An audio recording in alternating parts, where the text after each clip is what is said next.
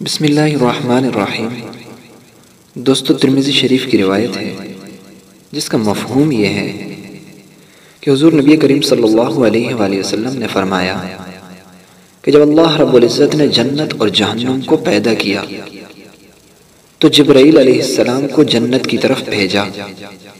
اور فرمایا، اے جبرائیل، جاؤ اور جنت کو دیکھو اور ان چیزوں کو دیکھو جو میں نے اس جنت میں جنتیوں کے لیے تیار کی ہیں۔ تو نبی کریم صلی اللہ علیہ وآلہ وسلم نے فرمایا، بس جبرائیل جنت میں گئے اور اس کو دیکھا، ان چیزوں کو دیکھا جو اللہ رب العزت نے جنتیوں کے لیے تیار کی تھی۔ تو نبی کریم صلی اللہ علیہ وآلہ وسلم نے فرمایا، پھر جبرائیل وہ چیزیں دیکھنے کے بعد اللہ رب العزت کی طرف لوٹے اور کہا کہ اللہ، آپ کی عزت کی قسم، جو بھی جنت کا حال سنے گا وہ اس میں ضرور آئے گا، یعنی وہ جنت کی طرف مشتاق ہوگا کہ کسی طریقے سے جنت میں داخل ہو جاؤ، جنت سے پیچھے نہیں ہٹے گا۔ بس اللہ رب العزت نے جنت کے بارے میں حکم دیا اور وہ ناگواریوں کے ساتھ گھیر دی گئی، یعنی دشوار کاموں کے ساتھ کہ دنیا میں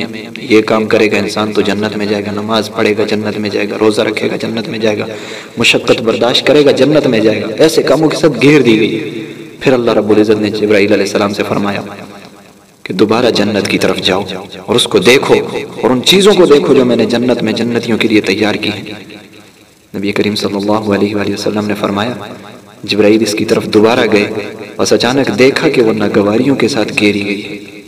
یعنی مشکل کاموں کے ساتھ گھیری گئی ہے کہ اتنے مشکل کام کر کے ہی انسان جنت میں جا سکتا ہے۔ بس وہ اللہ کی طرف لوٹے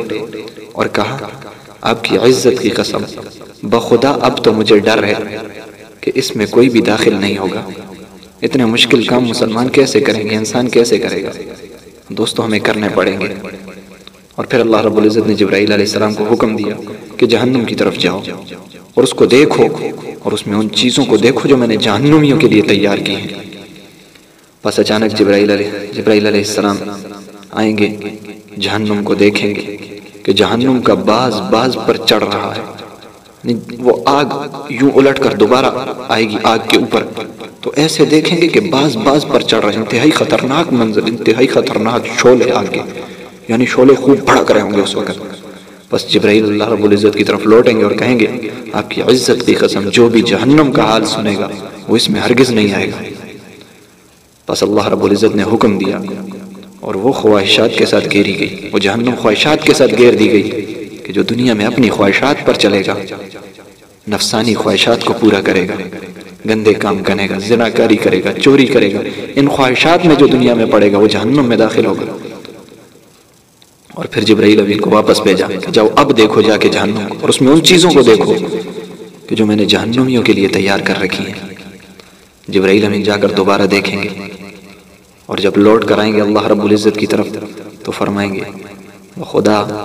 خدا تیری عزت کی قسم، اب مجھے اندیشہ ہے کہ اب اس جہنم سے کوئی بھی نہیں بچ سکتا، اس میں ہر شخص پہنچ کر رہے گا، کیونکہ تیرے بندے جو بنائے جائیں گے دنیا میں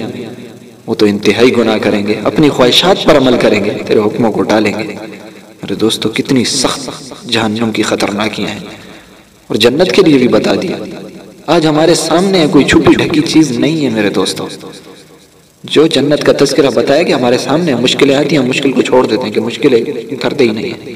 جنت کا تذکرہ بھی سامنے، جہنم کا تذکرہ بھی سامنے، ہم پھر بھی جہنم سے بچنے والے عمل نہیں کرتے، جنت میں جانے والے عمل نہیں کرتے۔ دوستو، آنکھوں پہ پردہ پڑا ہے، خدا را اس پردے کو ہٹائیں،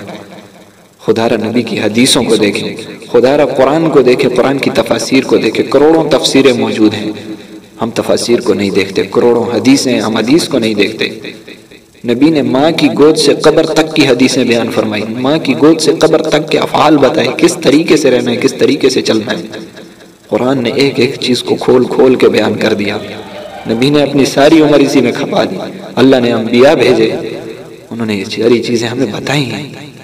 ہم پھر بھی اس دنیا سے گھسے جا رہے ہیں، دنیا کے اندر گھسے جا رہے ہیں، اور آخرت کے بارے میں سوچتے ہی نہیں ہیں کہ کل قیامت کے دن ہمارے ساتھ کیا ہونے والا ہے۔